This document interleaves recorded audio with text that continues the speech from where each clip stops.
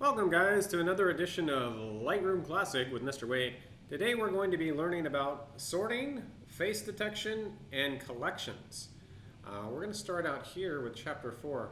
Now there are a couple of options to start face detection. One is to go up here and click on the default setting here. You don't want to do that because it's going to be slow and it'll go through your entire catalog. Instead, what you want to do is you want to go down here. We've selected chapter 4 and we're going to click this little face icon here, okay? Only find faces as needed. That's what we're working on. Okay, so this should be working through now. Okay, so now we have a breakdown of these photos of faces from my family. All right, so we're going to go ahead and start tagging these. The first one, of course, is named Jennifer. The second one is David. This is Griffin. That's Chloe. This is also, no, that's Jennifer. Sorry. I know my wife's name. Jennifer, Chloe, period, enter, Nancy, Peggy, Paul, Junior, Nancy 2.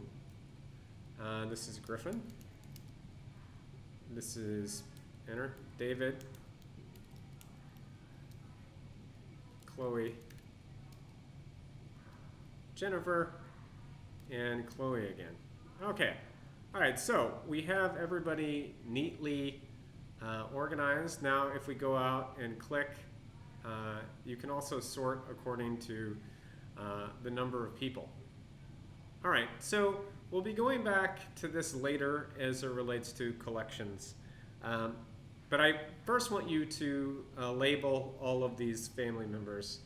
Now we're going to be moving on to sorting. Okay, for sorting we're going to go back to chapter 2. And here I'm just going to be showing you some of the basic keywords for sorting. Oh, by the way, we can click off the face because we're no longer doing that. All right, so we're back to the different country travel photos. All right, so the first keyword that I want to teach you about is the pick flag.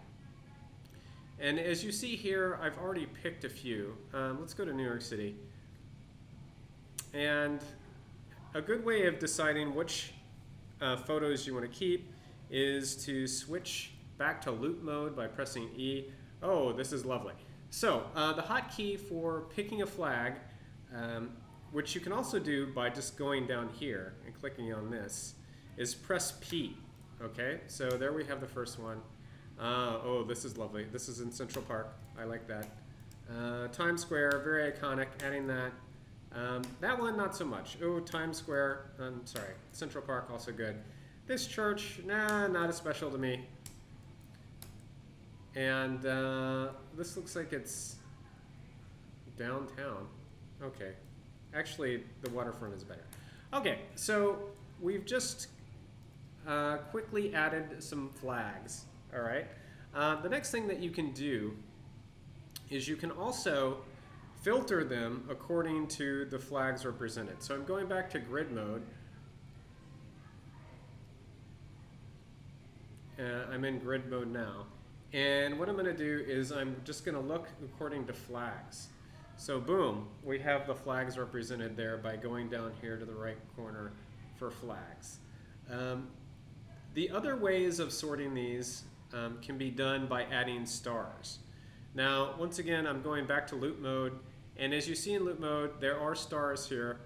And you can further rate these with the hotkeys 1, 2, 3, 4, 5. And that's going to give you star ratings.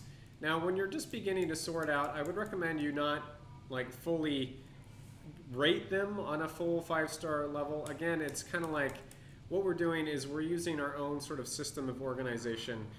The first pass is through clicking flags. The next pass might be in the form of stars. So I'm looking at the stars. And for instance, this one is out of focus. It's more in the flowers.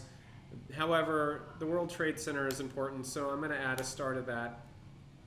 And I'm using the arrow keys, by the way, to switch from shot to shot, adding a star here, Times Square, Central Park here, and lastly downtown. It's not quite as New York as some of the others. All right, so that's another thing that we can do to further organize. The last thing that you guys should know about is you can further categorize these by color. And once again, I'm going to E for the loop mode. And what you can do is pressing 6, 7, 8, or 9, you can further label these as color. Okay, and 6 here, for instance, is red, and if I press it twice, I'm removing it. And this particular means of sorting is especially good when you have different file types and you want to more neatly organize what is where. So for instance, that is red, this is red, this is red. Okay, so this is just another quick and easy way of organizing photos. The next thing I want you to take a look at is in chapter 5. And in chapter 5, we have several images of the same subject. Now, this might be because you're trying to create like an HDR photo, or maybe you have like several pics of the same subject because you've done some high-speed photography. But another quick, easy organizing tool is stacking. You go, first I selected everything. I pressed the first photo, then shifted and pressed the second in the batch, and now I'm going to stacking, and we're grouping in a stack there. Okay, and we can further break down the stack left or right according to these little bars on the side to open it up or close it.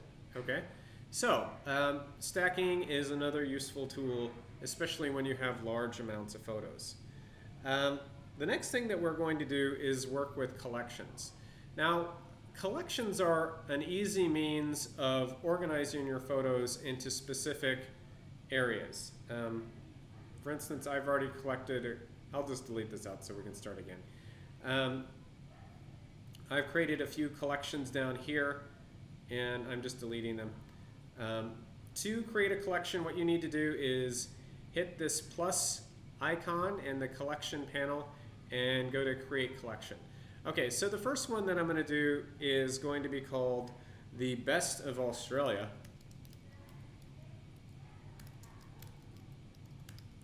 And then I'm going to create. Okay, and oh, I didn't mean to put that there. Okay, I'm just deleting it now. All right, so what I'm going to do is I'm going to go back to Australia, and I'm going to just kind of scroll through. We'll go back to E, and once again, I'm just going to run through. Okay, so I don't really know Australia that well. I do know the Sydney Opera House is pretty important, but you know, I think this photo is better, so I'm flagging that one. And this other one, I'm going to unflag. By the way, you can press U to unflag it. So that's nice. I don't know that place. That church is nice enough. Another opera house I'm flagging. Bondi Beach seems pretty iconic. Oh, these are some lovely photos of Australia. You should all go to Australia if you haven't been to Australia. We went a couple years ago, and I was really surprised how much I liked it. All right, so I've just flagged the main iconic photos. So I'll go back to flagged, and I'm going G to grid mode, and once again, I'm selecting all of these, and I'm going to click and drag them. By the way, you have to click on the photo. If you pick the gray panel surrounding it, it won't go. And then suddenly, boom, it's in the Best of Australia. So this is a nice way of organizing your shots in a way that you're not necessarily organizing the files themselves in the folders. It's just like an extra layer of organization. All right, we're going to do another type of collection now. Now this is going to be a target collection. And we're going to call this Best of Italy. Okay, click create. Okay, so for Best of Italy, once again, I'm going back up here to the Italian photos. So maybe I should have picked a better folder for this because there are not as many photos here. But let me show you just basically what you have to do to create a target. Okay, so by virtue of creating a target, there's a little plus sign here, and what this is automatically going to do is to create a targeted collection that you can send photos to more directly, just with the hotkey of B. All right, so I'm over this photo, I'm gonna press B. Okay, so boom, it's been added to this Italy. So I'm gonna take these out because I don't want these here. Okay, so once again, you're just pressing B. Here's another nice shot. B. And this one in Venice. Okay, so going back to Italy, we now have a targeted section, a targeted collection. And this is just a faster way to organize. The last thing that I want to show you is a collection set. So if you go over here, once again to the collection panel, click collection set. And this is a means of like further organizing your subfolders. So we're creating a master folder here. This one we'll call best of travel. And I'm gonna press create and boom. Okay, so for best of travel, what we can do is we can click on our other collections, click and drag them into best of travel, and suddenly we have a more organized way of doing it. Okay, the last thing that we're going to be working on is smart collections. And smart collections are a bit more advanced. But basically what you can do is you can create collections that will auto-populate themselves based on the criteria that you've established.